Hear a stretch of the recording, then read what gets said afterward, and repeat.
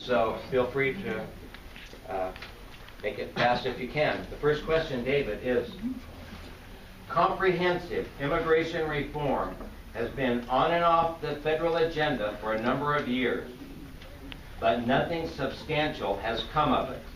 What would be your priorities in the discussion on immigration, and how will you defend them in Congress? Thank you, Bill. I'm glad this issue was brought up, because our congressman that we've had to live with for the last 25 years has made this his key issue, and I think he's done more damage to Ventura County just on that one issue alone than any good that he may have done. I'm very upset with the immigration laws we have today, because it's not fair and it's inconsistent with the economic realities of Ventura County, and it's put an entire class of people in the shadows. So I'm calling for comprehensive immigration reform that makes sense, that allows people that want to come here for opportunity and work hard and pay taxes an opportunity to do that, and for those kids that came along and have gone to school and done well by our standards have an opportunity to continue to go on to college. One of the issues I've had to deal with as a school board member is the constant push to try and make schools into immigration offices, something I've pushed back hard on for many years, both locally and as president of the state association, because I don't think we're the kind of country that should hold children accountable for the acts of their parents, for starters. But secondly, what else are we going to do with these kids? Put them out on the streets? There's something insanely unfair about the thinking with immigration, and we need to change it. We need to provide a method for people to come over here and work and stay as workers if that's what they want to do, or go back home if that's what they need to do. And we need to free up the border patrols to focus on the real threats to our security, not poor people coming here looking for jobs that don't pay very much money. So as your congressman, I promise I will be on the forefront to get immigration policy changed, and I would ask for your support. Thank you, Bill. I'm going to try this up here again and see if it works. Ellen Gallagher has used this and has scapegoated the immigration policy shamelessly, in my opinion. And every time a society tries to divide itself, it weakens itself. I don't think there's any question. We have 11 million people here, and we have to come up with a comprehensive solution in terms of what we can do about that. And I think that it is incumbent upon the representative of Ventura County, the representative of an area that has such a high percentage of Latinos and recent immigrants here, to make sure that we're leaders in Congress in terms of taking some action. I support, I'll be specific, I support some way for people to earn their way to citizenship. I support children being able to not be held accountable for what actions of their parents. And so I support the efforts that have been made to try to find ways for them to move forward with citizenship and their education. But I think the biggest thing that we have to do is to start to recognize that we are a country of immigrants, and we are a country that has been stronger because of the way we have embraced and taken advantage of the immigrants that have been with us from the beginning, and we've assimilated here into America. And so comprehensive reform simply has to be part of that. Yes, you have to have border security, but you also have to have the other components, which is a path where people can earn their way to citizenship, a way to deal with the young people that are out there, a way to deal with employers that take advantage of the situation and take advantage of those workers. All that needs to be in a comprehensive plan. Thank you very much.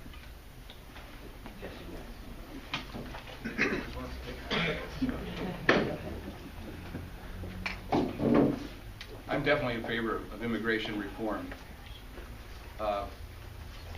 These issues usually come up when we have a downturn in the economy. When there are brown people working in jobs, picking up bags or washing dishes or doing things of that nature, picking out in the fields, and there's no downturn in the economy, nobody seems to scapegoat the Latino population, and that's what we're talking about. I am in favor of comprehensive reform. I'm in favor of finding pathways for citizenship, but I just didn't talk about it.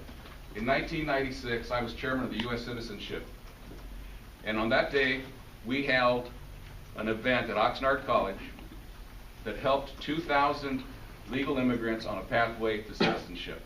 We provided legal counsel, we provided the INS, we provided fingerprinting, everything that was necessary, because a lot of this community was being ripped off by unscrupulous people. So we did something about it. Do I believe legal people that have followed the law should have that pathway? Yes, of course I believe that. Should children not be split up from their families? Of course not. I believe in that comprehensive reform, and I also believe in the safety of our borders.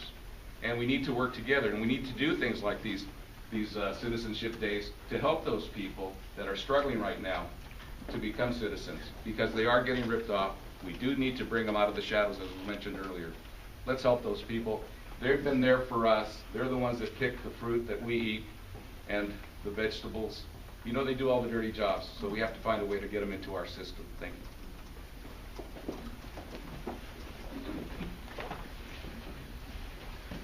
Well, this is an issue that's so very close to my heart, and it's really a political football, what's going on back in Washington, D.C., and it has been for a long time. Nobody wants to hear you take it, no, I take it, you take it, and nobody wants to tackle this difficult issue. For me, this is not a difficult issue. Okay? I'm a firm believer that you cannot deny the human spirit. People are going to continue to come to this country because this is the country of opportunity. This is the greatest country in the world, and you can put fences and borders, and you can do all these things, but people will continue to come here. The ones that, and we can't ever forget that we are a country of immigrants, and that will always be the case. And that's what makes us so special, so unique.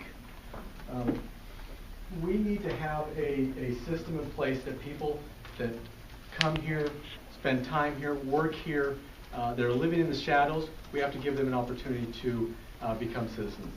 We can't be breaking families apart and ripping children away from their parents.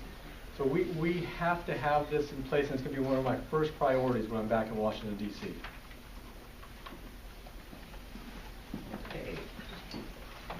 Question number 2, and Steve Bennett will be the first one on this one. What will you do to speed up the cleanup of Halico and get it in public hands? Also, protecting the base from encroachments. Halico's been a nightmare for all of us for a long period of time. Environmental protection agencies now have gotten heavily involved, so fortunately, if I was elected to Congress, I'd be able to put have a lot of contact with the Environmental Protection Agency so that I could ask those hard questions and push the Environmental Protection Agency to move forward. But the County of Ventura was involved early in lawsuits, and we sat there in closed sessions, and I feel very familiar and intimate with the challenges of Halico at this point in time. But we need federal cleanup dollars, we need the Superfund dollars to really take Halico to the next step. With regards to the base, in terms of the base encroachment, I think one of the great things that's happened that's been sort of off the radar screen here in Ventura County is the base itself created a plan that called for them to have corridors that protected their ability for flight zones and testing and everything else. And now, so what we have that we've never been able to get before is we have from the base itself a request of county government to try to zone this, X and Y, et cetera, to try to protect them. And I think that gives us so much more political heft and clout when we try to say this is not the appropriate place to do that. So I welcome that partnership. I'm happy that we have SOAR, because without SOAR it would have been a lot easier for development to move right up to the base. And now I see the base's move as complementary to SOAR in terms of what we did. And I always have to do this. I was a co-author of the SOAR initiative, but the other co-author, Richard Francis, I see back there, I need to recognize in terms of that. Thank you.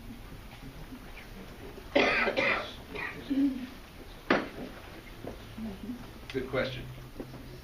We do need to force the EPA to clean up Halico. And obviously, as a congressman, I would work on that. and that's something that has to be taken care of at a future date. Now, encroachment on the Navy base, I can talk about that. Okay, the Oxnard Harbor District, which I'm part of as a commissioner, we have been working with the Navy base, as I mentioned earlier. We have a joint use agreement with them that provides money that stays here. That was part of the negotiations. We had to make sure the money stayed here for local use for the United States Navy, okay? So we brokered that deal, Defense Authorization Act of 1994, we got that done. What does that do? It helps the Navy with building their facilities, and it also makes them more viable. In other words, if there is a base realignment enclosure, because they are public, they have a public-private relationship, it makes them more valuable and less likely to be closed. So these are the types of things that I've been talking about when we do a public-private relationship with the United States Navy, and we'll continue to do those. Not only do they provide money for the Navy, they also provide jobs for the community. This February, at the end of February, I'm going to Washington again to work with the Association of Defense Communities, which is an organization that works specifically on these projects with the United States Navy and other government agencies. And we'll continue to keep the port and the Navy base viable by working through these types of associations and these types of partnerships. And guess what? The community benefits. That's who benefits from these types of agreements. And that's what I've been working for, and that's what my life is all about. Thank you.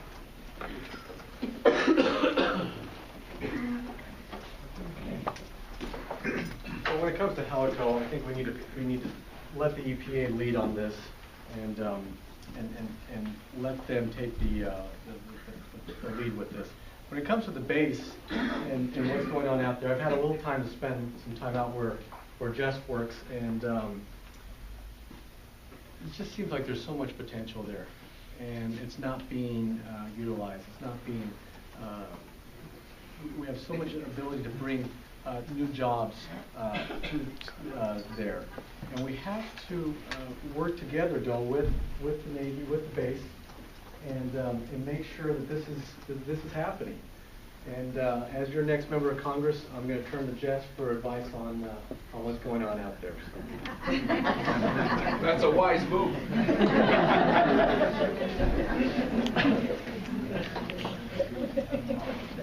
I'm going to stand up here since this seems to be the popular thing to do. Everybody hear me okay, right?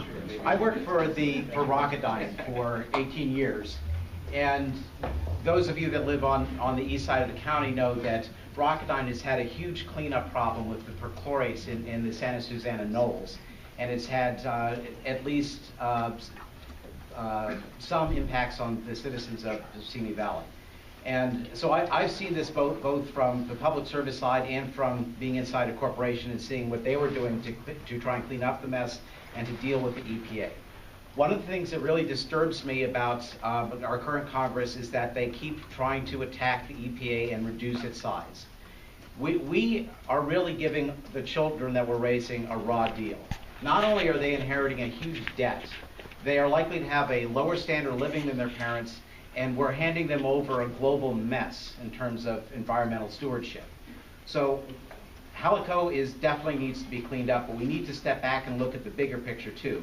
We need to be more concerned about our local environment, the environment in the United States, and the global environment, because it's all one system.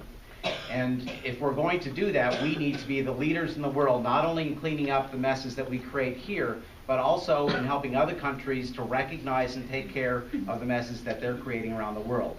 Just because they're polluting in China doesn't mean it isn't going to blow over here and be breathed by our children.